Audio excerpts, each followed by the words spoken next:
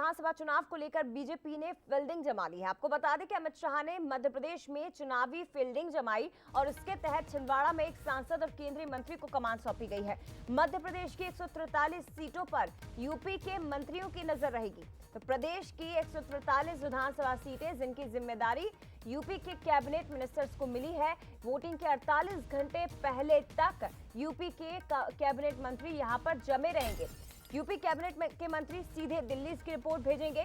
अमित शाह ने 3 लेयर में टीम बनाई है, जिससे सेंट्रल जोन और जिलेवार बांटा गया है। इसकी व्यवस्था भी कर दी गई है। दिल्ली से तैनात हर नेता के पास सीट और मंडल का जिम्मा रहेगा।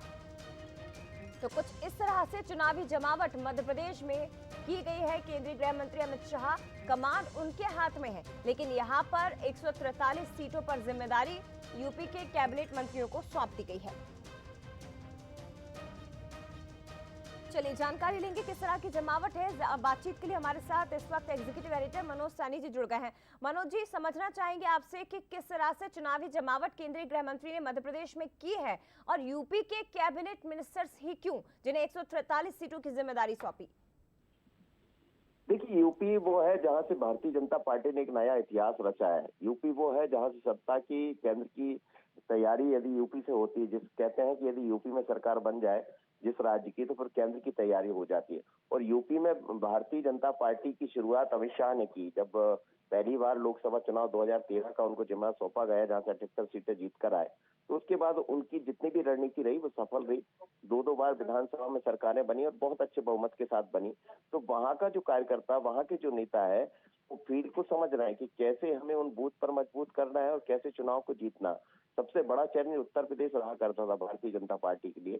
उस चैलेंज को उन्होंने पूरा किया। इसीलिए करीब 120 सीटों पर भारतीय जनता पार्टी के सीनियर लीडर्स को लगाया गया, जिसमें हम चाहे ब्रजेंद्र सिंह की बात करें या फिर दिनेश शर्मा की बात करें जो पूर्व डिप्टी सीएम रहे हैं। उसके अलावा करीब 17 से 18 ऐसे मंत्री हैं जो जिम्मेदारी निभाने वाले, और बाकी वरिष्ठता संगठन से जुड़े हुए केंद्र में जो मंत्री है उनको जिम्मेदारी सौंपी गई।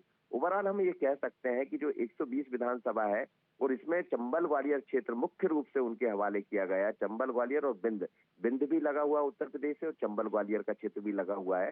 तो इन क्षेत्रों की जिम्मेदारी इनको दी गई। और चंबल ग्वालियर से कहा भी जा रहा है बहुत टफ है, इस बार बड़ी मेहनत करना पड़ेगा। बिंद में भारतीय जनता पार्टी का बहुत अच्छा साथ दिया 2018 में, लेकिन इस बार थोड़ी सी एंटी इनकम्बेंसी जैसी खबरें आ रही है, तो वहां पे बेहतर करने की जरूरत है। इसलिए यूपी के लोगों को चंबल ग्वालियर और बिंद की जिम्मेदारी सौंपी गई है। ज्यादातर सीटों को हम देखेंगे, और बीजेपी ये चाहती है कि 2018 में जो चूक हुई है, जो गलतियां हुई है, उससे बेहतर करके हम एक अच्छा परफॉर्मेंस दिखा पाए। और जैसा उत्तर प्रदेश में बात की हुई है भारतीय जनता पार्टी, और उसी तरह से मध्य प्रदेश में भी बम्पर वोटों के साथ बीजेपी वापसी करना चाहती है मनोज जी, और इसीलिए इस नई रणनीति के तहत पार्टी आगे बढ़ रही है। चुनाव की जिम्मेदारी भले ही गृह मंत्री अमित शाह के हाथों में हो, लेकिन अलग अलग क्षेत्रों का जिम्मा सौंपा गया है योगी सरकार के मंत्रियों को। फिलहाल शुक्रिया आपका सर तमाम जानकारी के लिए। और चलिए आगे बढ़ते हैं, बात करते हैं प्रधानमंत्री